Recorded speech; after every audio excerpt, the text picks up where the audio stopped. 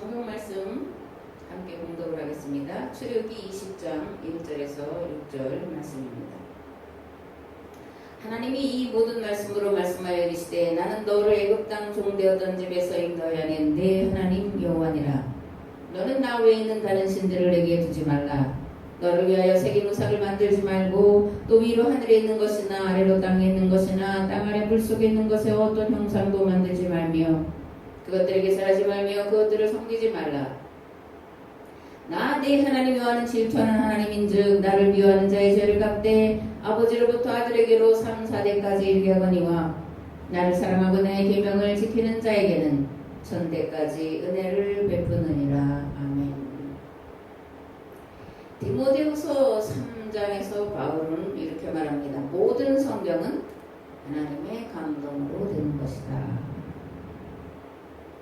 모든 성경이 하나님의 감동으로 기록되었다라는 것을 달리 말하면 성령의 감동으로, 또 다른 말로 하면 계시로, 하나님께서 주시는 계시로 기록됐다. 그래서 하나님이 말씀이다 이렇게 말하고 있습니다. 성령의 감동 뭐 이런 거는 이제 이해가 될 수 있죠. 그런데 계시, 그러면 이 계시를 어떻게 이해하느냐에 따라서 우리가 말씀을 대하는 태도라든가 삶을 대하는 태도라든가 어떤 나타나는 성령의 그런 은사들이나 이런 것에 대해서 바르게 판단할 수도 있고 잘못 판단할 수도 있습니다.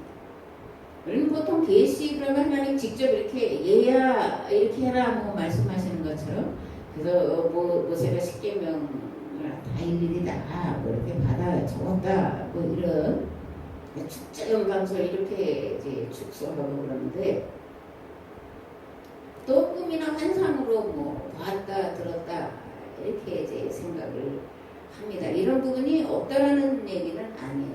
그런데 계시의 측면에서 볼 때 직접 말씀하시고 환상이나 꿈이나 이런 것으로 보여주시고 하는 차원보다 더 중요한 것이 있는데 깨달아 알게 하신다.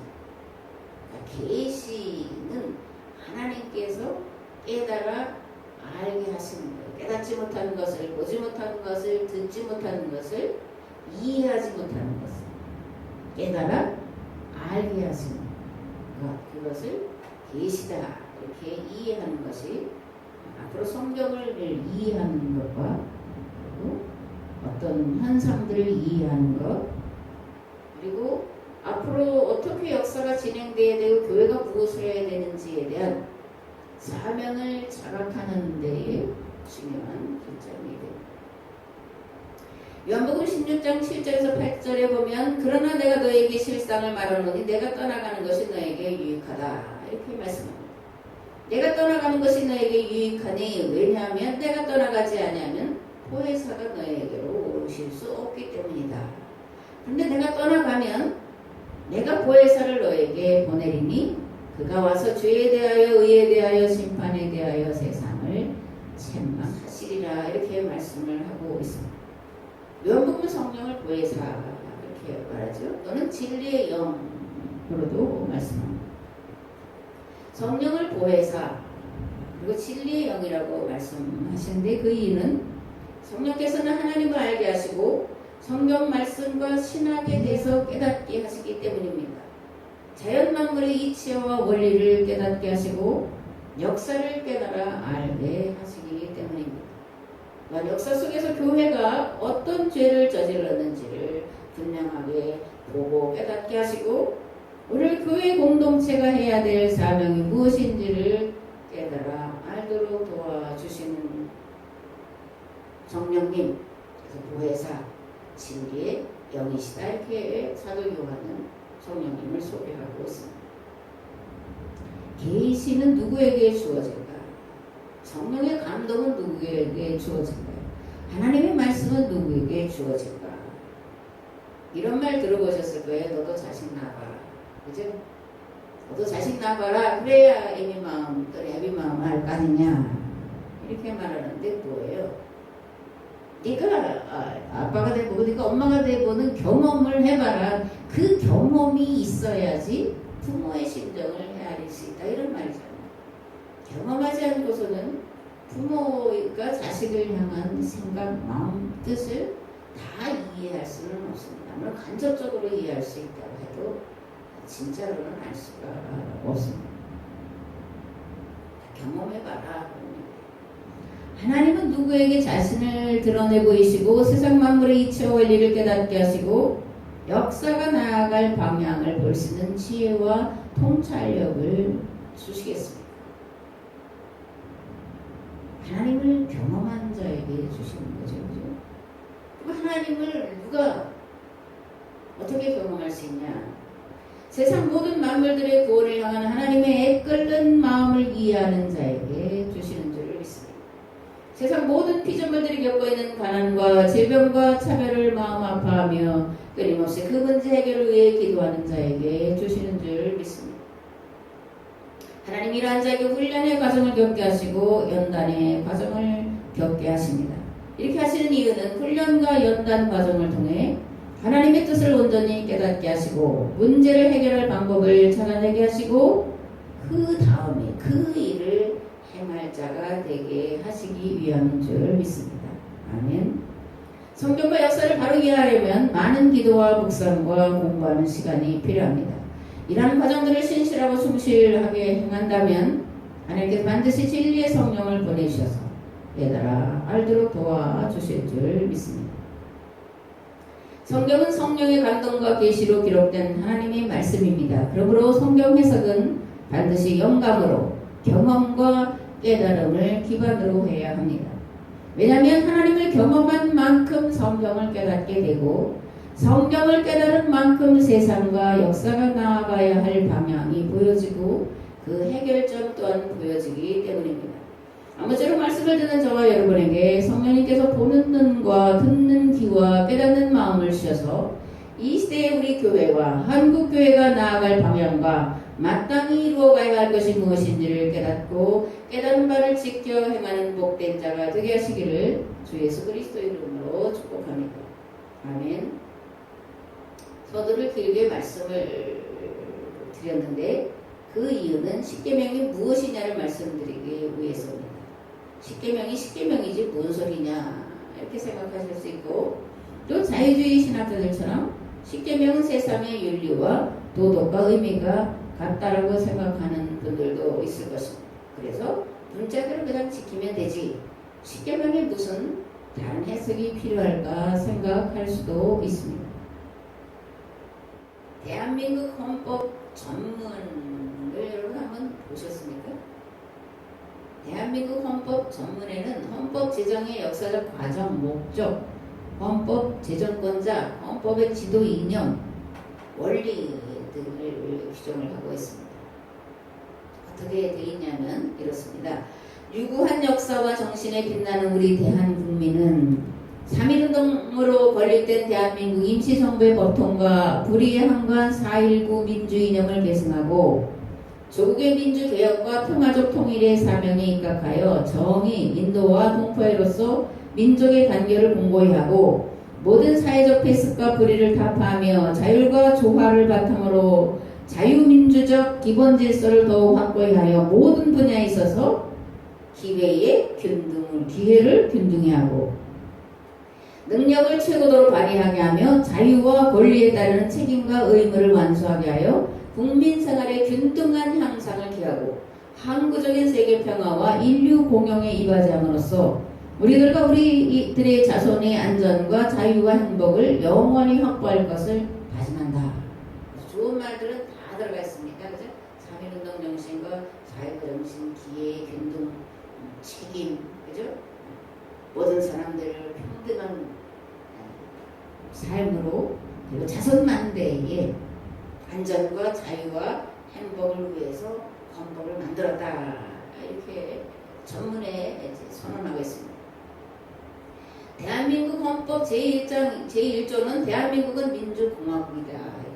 민주공화국입니다. 두 번째로 주권은 국민에게 있고 모든 권력은 국민으로부터 나온다. 어디서 많이 들어보셨죠? 누가 많이 하죠, 그죠? 주권은 국민에게 있고 모든 권력은 국민으로부터 나온다. 제3조는 대한민국의 영토는 한반도와 그 부속도서로 한다. 대한민국의 정치체제는 민주공화국이요 주권은 국민에게 있습니다. 이런 헌법 정신을 어기는 자는 반드시 법의 심판을 받게 돼요. 이런 헌법 정신 1조, 2조, 3조 요 정도만 알아도 오늘 우리가 정치를 읽는다라든가 무엇이 잘못됐는지에 대한 큰 어떤 틀을 갖게 됩니다. 그렇다면 십계명은 무엇일까요? 십계명은 거룩한 나라의 통치법, 전문이라고 말할 수도 있고 또 10개의 항과 복이다 그렇게 말할 수도 있습니다. 십계명은 이스라엘 공동체가 이 땅에 세워야 할 거룩한 나라의 통치 이념이요 통치를 위한 법입니다. 헌법 전문에서 보던 나라를 건국하려면 먼저 국가의 정치 체제를 결정해야 하고 그리고 헌법을 제정해야 되고 그 헌법에는 국가의 통치 이념과 사상과 제도가 들어있어야 합니다. 십계명에는 이러한 것들이 들어가 있습니다. 하나님 나라, 거룩한 나라를 세워가야 할 자들이 어떻게 살아야 되는지, 무엇을 따라 살아야 되는지에 대해서 그 정신이 무엇인지, 그 의미가 무엇인지를 십계명에 담아놓고 있습니다.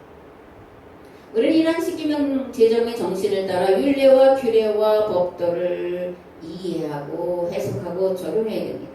만일 이러한 정신에 위배되는 판결과 적용을 한다면 위법이 되는 것이고 법에 따라 심판을 받아야 마땅합니다. 오늘의 신학과 설교의 문제 무엇일까를 잠깐 생각을 해보려고 합니다. 첫째로 거룩한 나라, 거룩한 체제를 위해 만들어진 십계명과 율례와 규례와 법들을 잘못 이해한다는 것입니다. 둘째로 기독교를 도덕 종교로 격화시켜서 십계명과 율법을 일반적인 사회의 도덕이나 윤리 정도로 이해하는 자들이 많다는 것입니다. 셋째로 십계명을 단지 문자대로만 지키면 된다고 생각하는 이들이 있다는 것.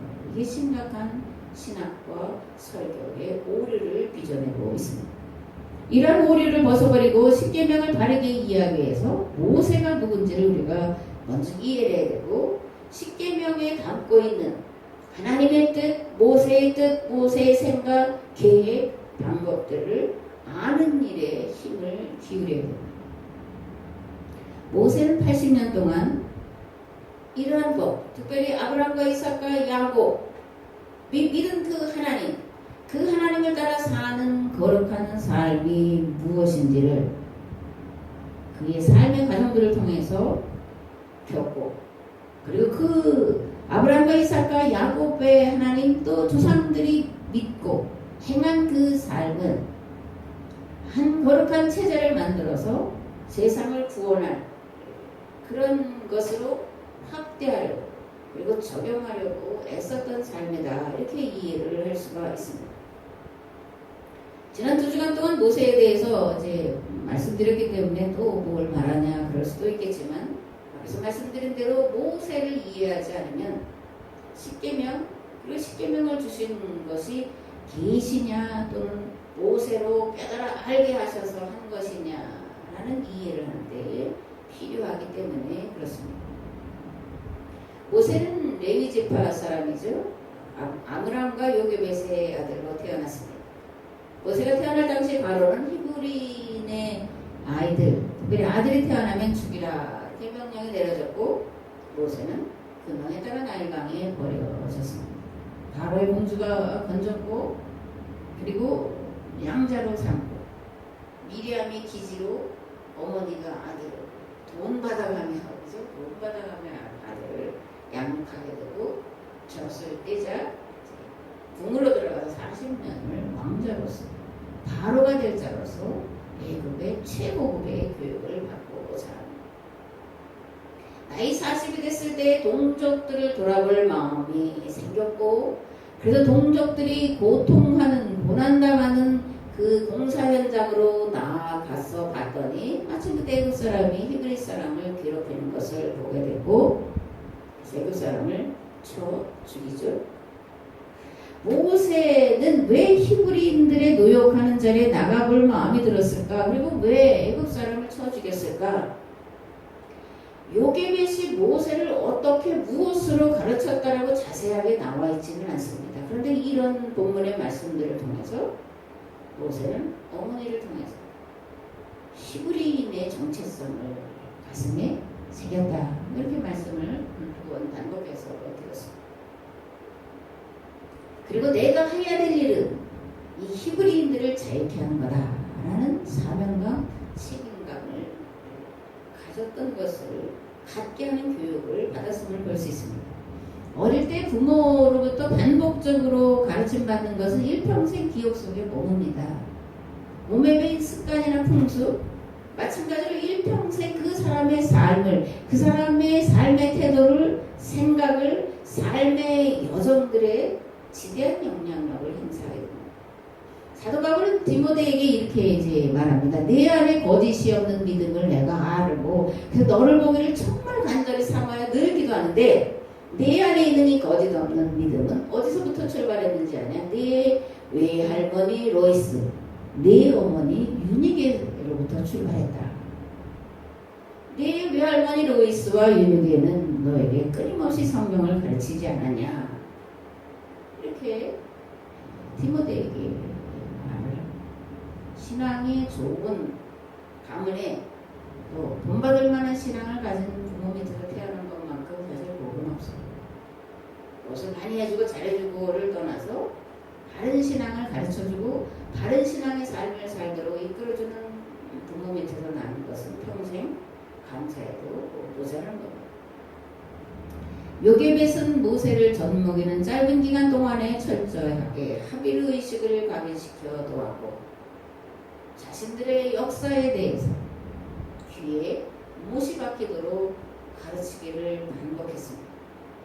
요게벳이 이렇게 가르치지 않았다면 모세는 그저 애굽의 왕들을 따라서 바로로서 살아갔을 것입니다.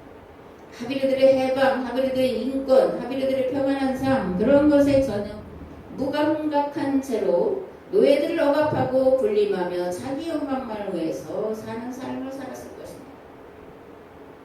그러나 모세는 40세가 되어 자기 동족 히브리인들을 돌아볼 마음이 들었습니다.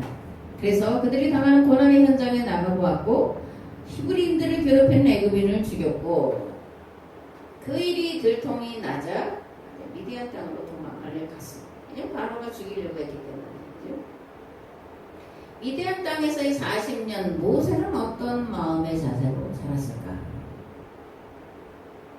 어떤 마음의 자세로 살았을 것 같아요, 모세가? 그 아들들의 이름에 있습니다. 지난주에도 아들들의 이름을 말씀드렸는데 게르솜이에요. 내가 이방 땅에서 나그네 되었다. 나그네의 심정으로 모세는 살았습니다. 자기 조상들이 애굽 땅에서 나그네 된 그 삶을 40년 동안 몸으로 체득을 한 거예요. 두 번째로 애굽에 종살이하는 동족들의 구원에 대한 안타까운 마음을 가지고 살았습니다. 그걸 어떻게 하냐? 그렇게 부르실 수 있죠. 둘째 아들의 이름이 엘리에셀이에요. 내 아버지 하나님이 나를 도우사 바로의 칼에서 구원하셨다. 그러면 모세가 바로의 칼에서 자기를 구원하셨다. 그래서 감사하다. 그렇게 얄팍한 마음으로 아들의 이름을 지었을까? 아니에요. 아버지의 하나님께서 나를 바로의 칼에서 구원하신 것처럼 히브리인들이 구원받기를 아들의 이름을 부르면서 엘리에셀아 부르면서 하나님 내 동족 저 하비르들을 애굽 땅 종되었던 곳에서 인도해 주세요. 이렇게 기도했다는 것을 우리가 알 수가 있습니다. 그래서 10계명의 제1계명에 앞서서 이렇게 선언을 하는 거예요. 나는 너를 애굽 땅 종되었던 집에서 인도하여 낸 내 하나님 여호와다. 이 말씀은 하나님이 직접 말씀하신 말씀이기도 하지만 한편으로는 모세의 80년 생각, 기도, 동족들을 향한 책임의식, 사명의식이 들어가 있는 선언이고 고백인 줄을 믿습니다. 행복에 있습니다. 자유를 누리며 수고한 것으로 온 가족이 함께 먹고 배부르게 사는 행복한 삶에 하나님의 모든 소원이 들어가 있습니다. 이런 의미에서 볼 때 십계명은 모든 가족이 행복에 이르는 길을 말씀해주고 있다라고 생각을 할 수가 있고 생각을 해야 됩니다. 그래야 와닿는 거예요. 십계명의 조항대로 지킨다 이런 것이 아니라 이거는 우리 가족을 행복되게 모든 사람들 행복하게 살라고 주신 거룩한 법이구나. 그렇게 믿어지고 이해되고 깨달아질 때 그 법을 즐거이 지켜 행할 수가 있는 것입니다. 아멘. 하나님의 애굽 땅에서 노예살이하던 하비르들을 이끌어내셔서 호렙산으로 이끄시고 십계명 돌판을 주셨는데 기록된 말씀에는 다시는 애굽의 종살이를 하지 않게 하는 10가지 방법들이 들어있다는 거예요. 이러한 십계명은 대한민국의 헌법 전문에 있는 것과 같습니다. 그러므로 목회자는 십계명을 모법으로 율법과 율례와 규례와 법들을 이해하고 해석하고 마찬가지로 복음서도 그렇게 이해를 하고 해석을 해서 말씀으로 선포를 해야 됩니다. 무엇보다 십계명을 주신 앞에도 말했지만 이 모든 가정이 행복하게 살기를 원하시는 하나님께서 주신 그 법이라는 이해, 하나님의 심정이 거기 담겨있다라는 이해를 가지고 이 십계명을 해석해내야 할 줄 믿습니다. 오늘은 십계명 제1에서 3계명까지 말씀을 드리려고 합니다. 첫 번째 계명은 너는 나 외에 다른 신들을 내게 있게 말지니라. 두 번째는 우상의 어떠한 형상도 만들지 말며 절하지 말며 섬기지 말라. 세 번째 계명은 하나님의 이름을 망령되이 일컫지 말라는 것입니다. 우리는 보통 10계명, 1계명에서 4계명은 하나님께 대한 것이고 5계명과 10계명은 인간관계에 대한 것이라고 생각을 합니다. 일견 맞는 것 같지만 그러나 맞지 않습니다. 10계명의 모든 법은 인간을 위한, 특별히 인간의 행복을 위해서 만들어 주신 하나님의 법이기 때문에 그렇습니다. 하나님의 모든 관심은 가정의 행복에 있고 그 가정의 행복을 지켜주시기 위해서 법을 만드셨고 그 법을 실현시킬 자들과 계약을 맺으셨는데 그들이 애굽 땅에서 종살이하던 아브라함과 이삭과 야곱의 후손들과 모세가 선포한 말씀에 동조하여 따라 나온 수단, 작족들이었던 것입니다. 하나님이 이들을 시내 산으로 인도하셨고 계약을 맺으셨고 40년 동안 법을 따라 사는 훈련을 시키셨고 훈련이 끝나자 가나안 땅으로 들어가게 하시는 것입니다. 히브리인들에게 허락하신 가나안 땅을 약속의 땅, 젖과 꿀이 흐르는 땅, 거룩한 땅이라고 부릅니다. 왜 이렇게 부를까요? 계약 공동체 이스라엘이 가나안 땅을 이렇게 만들어야 된다. 이것이 너희들에게 주어진 책임이다, 사명이다, 계약이다. 그렇게 말씀하고 있는 것입니다. 하나님께서 히브리인 계약 공동체와 맺은 약속이 무엇입니까? 그 땅에 묶인 모든 자들을 풀어 자유케 하라는 것입니다. 모든 차별과 차등이 없는 세상을 만들라는 것입니다. 무엇보다 종이나 노예된 자들이 없는 체제적 거룩한 체제를 만들라는 것입니다. 애굽 땅, 가나안 땅, 메소포타미아는 절대 왕정 체제였습니다. 다신 사회였습니다. 자신들의 부를 축적하기 위해 힘과 분사력으로 약탈 전쟁을 일삼던 사회였습니다. 헛된 우상을 섬김으로 도리어 더욱더 불행으로 빠져드는 사회였습니다.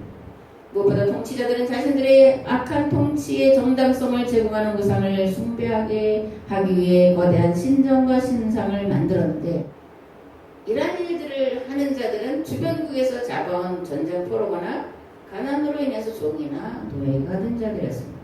그러므로 10계명 제1, 제2계명은 이러한 노예 제도를 폐지하고 신분, 빈부, 남녀의 차별이 없는 평등한 체제로 만들라고 하신 것입니다.